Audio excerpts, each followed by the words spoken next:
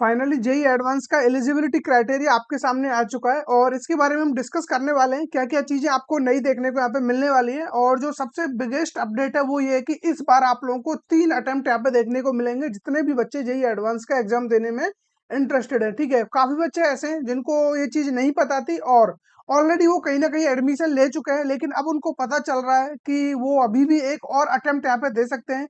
तो क्या वो सच में ये अटेम्प्ट यहाँ पे दे पाएंगे या नहीं, तो उसके बारे में भी हम बात कर रहे होंगे। और आने वाले बच्चों के लिए भी यहाँ पे काफी ज्यादा चीजें यानी कि उनके फेवर में होंगी, तो उस सब के बारे में हम बात कर रहे होंगे। और क्या क्या यहाँ पे कौन से रहने वाले हैं उन बच्चों के लिए जो ऑलरेडी प्रिपरेशन कर रहे हैं, और अब ये 3 अटेम्प्ट आने से किन बच्चों को यहाँ पे लॉस होने वाला है उस सबके बारे में हम बात करेंगे। तो सबसे पहले हम बात कर लेते हैं कि इसका एग्जैक्ट एलिजिबिलिटी क्राइटेरिया क्या है, क्या 75% क्राइटेरिया यहाँ पे लागू होगा या नहीं होगा, उस सब के बारे में भी हम बात कर रहे होंगे। ठीक है, तो सबसे पहले आप देख सकते हैं यहाँ पे जो आपका जेई मेंस में परफॉर्मेंस होना चाहिए वो क्या होना चाहिए, क्योंकि जेई एडवांस के लिए जो बच्चे सेलेक्ट किए जाते हैं वो लगभग 2.5 लाख बच्चों के समथिंग यहाँ पे बच्चों को एनरोल कराया जाता है। लेकिन अब ये 2.5 लाख से थोड़े ज्यादा भी हो जाते हैं, 1-2 हजार, तो वो कोई बड़ी बात नहीं है और ये वेबसाइट पे इन्होंने ऑलरेडी मेंशन भी किया हुआ है। ठीक है, तो सबसे पहले हम बात कर लेते हैं जो यहाँ पे 2.5 लाख बच्चे लिए जाएंगे उनका क्या रिजर्वेशन होता है। तो उसके अकॉर्डिंग देखिए 10% बच्चे आपके होते हैं जनरल ईडब्ल्यूएस के।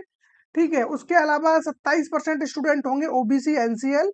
ठीक है, उसके बाद 15% स्टूडेंट एससी एंड 7.5% एसटी के स्टूडेंट यहाँ पे होंगे। जो रिमेनिंग 40.5% स्टूडेंट्स हैं वो एज ए ओपन कैटेगरी के होंगे, ओपन फॉर ऑल। ठीक है, तो ये आपका यानी कि 2.5 लाख बच्चों का जो भी डिस्ट्रीब्यूशन है इस तरीके से किया जाता है। आप देखिए यहाँ पे नीचे आप देख सकते हो यहाँ पे कैटेगरी वाइज इनको यहाँ पे डिस्ट्रीब्यूट किया गया है। 1,01,250 स्टूडेंट। ठीक है, अब इनमें से ओपन कैटेगरी में 96,187 स्टूडेंट जा रहे होंगे और इधर ओपन पीडब्ल्यूडी में 5,063 स्टूडेंट। देन हम बात करें जनरल ईडब्ल्यूएस की, तो जनरल ईडब्ल्यूएस में टोटल जो बच्चे लिए जाएंगे 23,750 स्टूडेंट्स यहाँ पे जनरल ईडब्ल्यूएस में कंसीडर किए जाएंगे। इसी तरीके से यहाँ पे हर एक कैटेगरी को इसी तरीके से कैटेगराइज किया हुआ है, आप यहाँ पे देख सकते हो। जनरल ईडब्ल्यूएस और जनरल ईडब्ल्यूएस पीडब्ल्यूडी के बच्चे यहाँ पे दिखाए हुए हैं। देन उसके बाद OBC NCL and OBC PWD, then SC SC PWD, ST ST PWD. ठीक है, तो इस तरीके से यहाँ पे मेंशन किया हुआ है।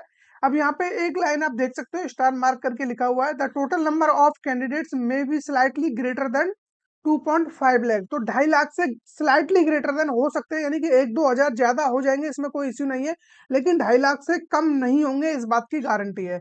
ठीक है, तो ये आप लोगों के लिए ही बेनिफिट है इसका, इसका कोई आप लोगों के लिए ऐसा लॉस नहीं है।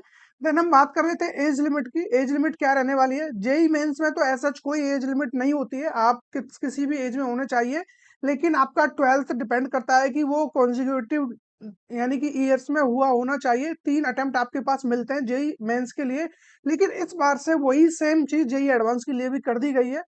यदि आप लोगों ने यानी कि कॉन्जिक्यूटिव ईयर्स में किसी भी जो लास्ट 3 ईयर्स है उनमें 12th किया है, या तो आप इस टाइम अपियर हो या इससे प्रीवियस में या उससे भी प्रीवियस में 12th हुआ है, तो डेफिनेटली आप यहाँ पे पार्टिसिपेट कर सकते हैं। एज लिमिट की बात करें, candidate should have been born on after 1 October. ठीक है, 1 अक्टूबर 2000, यानी कि सन 2000, 1 अक्टूबर सन 2000 के बाद यदि आपका जन्मदिन है तो डेफिनेटली आप यहाँ पे अप्लाई कर सकते हैं, कोई इश्यू नहीं है। लेकिन जेई मेंस में ऐसा कोई क्राइटेरिया नहीं होता, ये भी याद रखना।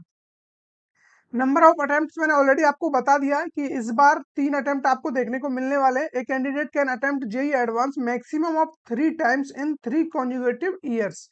ठीक है, ये चीज आप लोग याद रखना। ऐसा नहीं है कि आपने कभी भी किया हुआ हो और आप कंसिडर करो कि मैंने तो अभी 1 अटेम्प्ट दिया है, 2 दिया है, तो मेरे पास एक और बचा हुआ है। वो मैटर नहीं करेगा। सबसे ज्यादा मैटर करेगा कि आपका 12th या तो 2023, 24 या 25 में आप लोग एग्जाम देने वाले हो, तो सिर्फ यही बच्चे यहाँ पे कंसिडर किए जाएंगे। अब हम बात कर लेते हैं, देखिए अपीयरेंस एंड 12th यहाँ पे क्लियरली बोला हुआ है 2022 वाले बच्चों को कंसीडर नहीं किया जाएगा। जिन्होंने फर्स्ट टाइम 2022 में एग्जाम दिया है, not eligible to appear in JEE advance. ठीक है, बाकी जिन बच्चों ने 2023, 4, 5 इनमें किया है वो इजीली यहाँ पे पार्टिसिपेट कर सकते हैं। लास्ट हम बात कर लेते हैं अर्लियर एडमिशन एट आईआईटीज। जिन बच्चों ने ऑलरेडी किसी न किसी आईआईटी में एडमिशन ले रखा है जोसा काउंसलिंग के थ्रू, वो बच्चे यहाँ पे पार्टिसिपेट नहीं कर सकते। इवन अगर जो आप फाइनल राउंड तक गए हो और उसके बाद आप लोगों ने यानी कि फिजिकल रिपोर्टिंग नहीं किया है, सीट आपको अलॉट हुआ है, सब कुछ हुआ है, ठीक है, फाइनल राउंड तक आप जा चुके हो, उसके बाद सीट आपका चाहे कैंसिल हुआ हो, जो भी रीजन रहा हो, आप यहाँ पे पार्टिसिपेट नहीं कर पाओगे। हाँ, लेकिन आप लोगों ने लास्ट राउंड से पहले पहले या तो अपनी सीट को कैंसिल कर दिया है, या फिर आप लोगों की सीट कैंसिल कर दी गई है, या फिर आप लोगों ने ऑनलाइन रिपोर्टिंग नहीं किया है, तब आप यहाँ पे एलिजिबल हो, क्योंकि आप लोगों ने उनकी सीट को यहाँ पे खराब नहीं किया है। वो नेक्स्ट राउंड में किसी और को सीट आपकी दे दी गई होगी, इसलिए ये बच्चे यहाँ पे पार्टिसिपेट कर सकते हैं जो फाइनल राउंड में नहीं गए थे जोसा काउंसलिंग में, क्योंकि जोसा काउंसलिंग ही आईआईटी वाले बच्चों को एडमिशन दिलाती है। बाकी सीसैट में जेई मेंस के थ्रू ही आपका ट्रिपल आईटी, जीएफटीआई, एनआईटी इन बच्चों को एडमिशन मिल रहा होता है। ठीक है, तो ये अपडेट था। इसके अलावा हम बात कर लेते हैं 75% क्राइटेरिया की। 75% क्राइटेरिया जो होता है वो जेई एडवांस के लिए नहीं होता है, वो सिर्फ जेई मेंस में आपका लागू होता है। और जेई मेंस में भी आप लोगों ने देखा होगा, जब यहाँ पे आप सर्च करते हो 75% क्राइटेरिया, देन यहाँ पे आपको देखने को मिल जाएगा ये आपका जो क्राइटेरिया लगता है, ये आपका ट्रिपल आईटी, जीएफटीआई, एनआईटी इनके लिए होता है, आईआईटी के लिए नहीं होता है।